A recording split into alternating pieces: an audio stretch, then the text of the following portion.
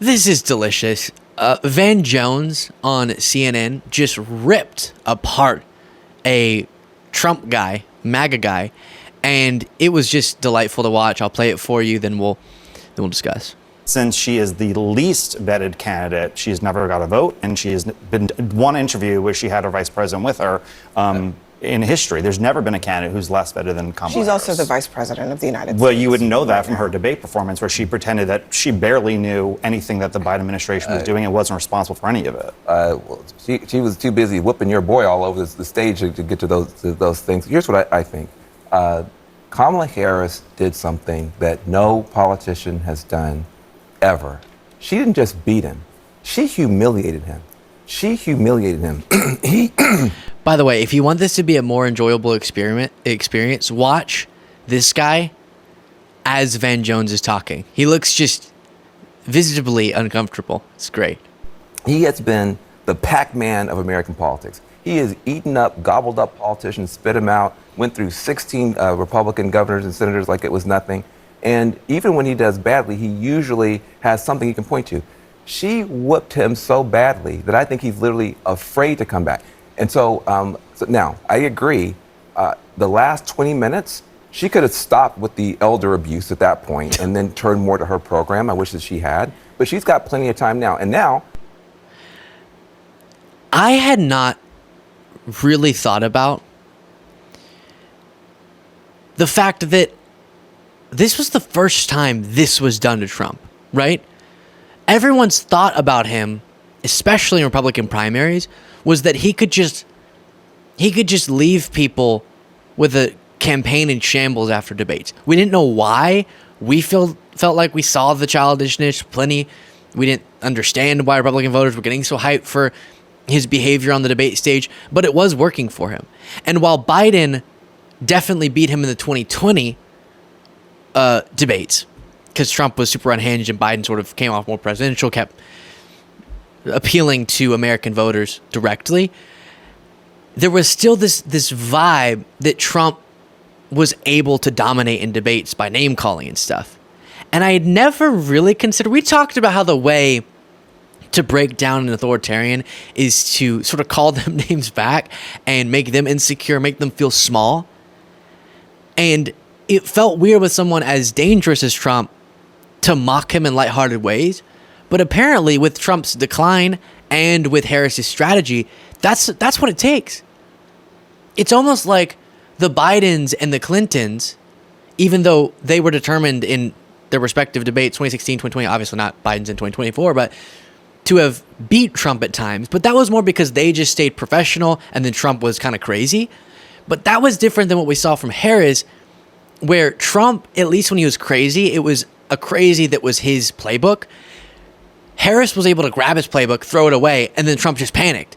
And the way she did that was by not stooping to his level, but by pushing his buttons, at least, and saying things she knew he'd have to respond to. I'll keep going back to it because it's the best example of how Trump's getting asked about the border security bill after Harris made a point about how Trump shot down the border security bill.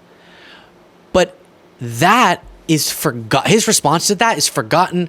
All people heard was the Harris border security point, which is so important, and how she actually supports the plan, he doesn't. But then, because at the end she tacked on to her point that Trump's crowds aren't as big as hers or whatever it was, and people are walking out, and he talks about Hannibal Lecter, he got fixated on that, and it spun out his brain, and he tried to talk about the border for a second, but then didn't answer the border security bill point, and then went on to World War III is going to happen, and then I'm pretty sure that was the time where he said they're eating the dogs. So I didn't realize it was as simple as, even though Harris did it brilliantly, but it was as simple as get under his skin purposefully, bordering on childishly, right? The sort of making fun of him in certain ways. It borders on not presidential debatey, but do it within really serious points of your own so that he gets thrown off and can't address the serious points. And then all people will remember is not that you were making points that don't seem super consequential, but instead his reaction and then the fact that you came off more presidential. Brilliant. And it's led to, as Pete Buttigieg mentioned on CNN, Trump being just terrified of doing another. He's terrified. You're scared, Trump, right? You're scared of Kamala Harris. That's kind of sad. The big, strong, man's man, leader of this massive cult, can't do another debate with Kamala Harris? Isn't she the DEI? Can't do anything, unqualified. You said she has really low IQ. What does that say about you? But just to see the impact that something like this could be having on people's lives, what do you make of what's happening? This is a strategy. And there's even more to it than demonizing immigrants, although that's obviously part of what he's doing. This is a strategy to get us talking about the latest. And I actually think this is a great point, but it's the wrong one in terms of the clip I meant to play for you. Let me see if I can find this clip here. What did you make of Trump saying today, no more debates between him and Harris? Well, I remember back when he was saying anytime, any place, but what changed, of course, is he got beat. He doesn't like being beat. He doesn't like being embarrassed. So I'm not totally surprised that he's changed his position, backed off, and doesn't want to go through that again. Do you think that there will ultimately be another match? Do you think he'll be able to? Because you and I talked about this last time. You said that you thought Trump was scared to go on the debate stage with her. Do you think there will ultimately be another one? Hard to say. There may come a point where the dynamics build against him and he decides he needs to do something, anything to shift attention from her winning message. Maybe that would motivate him to change his strategy. I'm beyond trying to predict what his strategy will be in the future. What I do know is it was a great night for her, and it was a really rough night for him. What did you? Yeah, indeed. And I think even though he's announced he definitely won't do another one, I agree that if things got bad enough polling-wise, he might feel like this is his only chance to claw back some support in front of that big of an audience.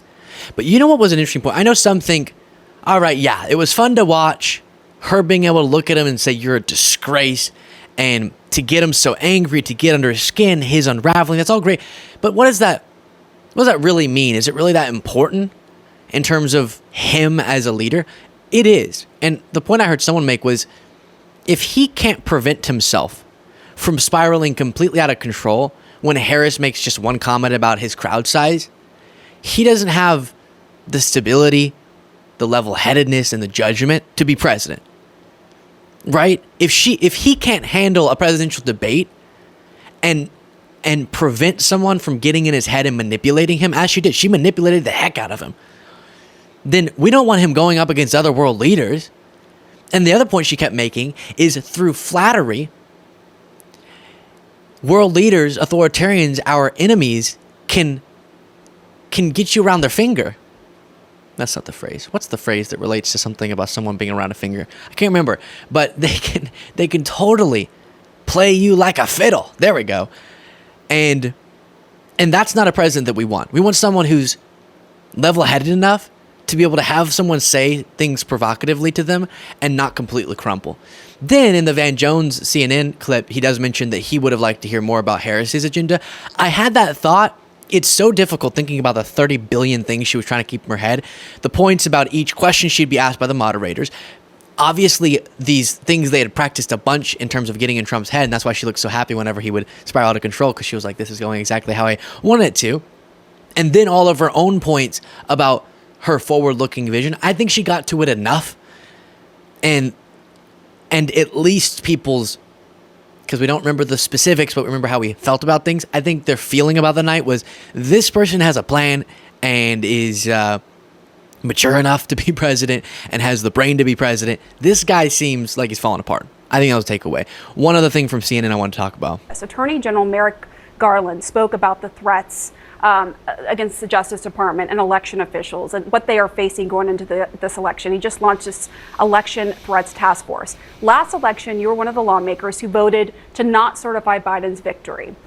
If Trump loses and every state certifies the results of their elections, will you accept a peaceful transfer of power? You know, it's hard to say what you're going to do and what you're not, because my job is to make sure their irregularities are within the standard that the federal government puts out place, which is us. What is the irregularities that we're willing to accept? If it's past those irregularities in a district or a state, then absolutely not. If it's within those standards, then we will. So if every state certifies the election results, so they have their own processes in place. If the elections are certified underneath the standards that they put forth, every state has the right to set their, well, because every state sets their own state election laws, right?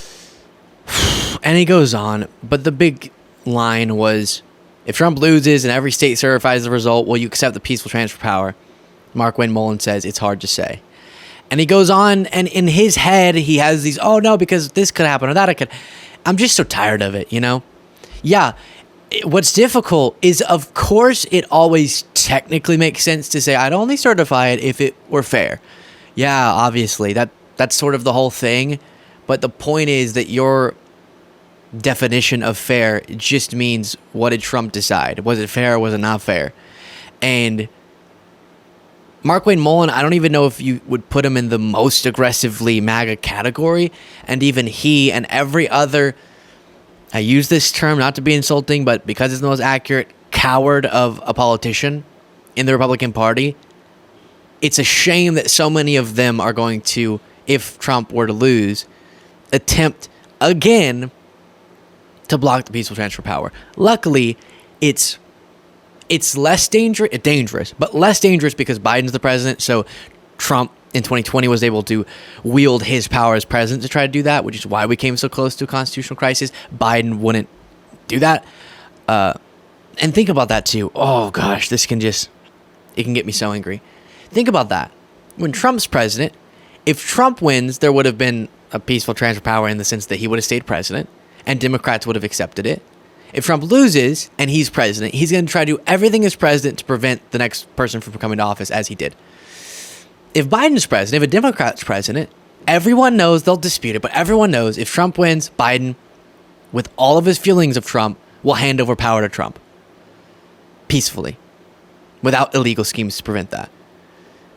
But, and then obviously if Harris wins, he'll do the same. It's just a huge difference in the character of the two parties right now. But here, we're getting ready for that. And it's why some people are saying, yes, we want a Harris victory. And even just a narrow Harris victory is going to be really hard to get.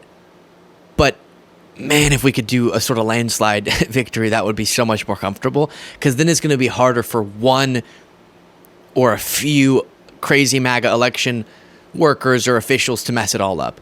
And we've gone through in Rolling Stone reporting just how many people involved in our elections are now election deniers and MAGA folks. And for a few senators to mess everything up, if it's a landslide, it'll be harder and probably easier for some of them to say, even if I think it was stolen, it's going to be too hard to prevent the election from being certified. So we'll see, but scary times. Let me know what you thought in the comments.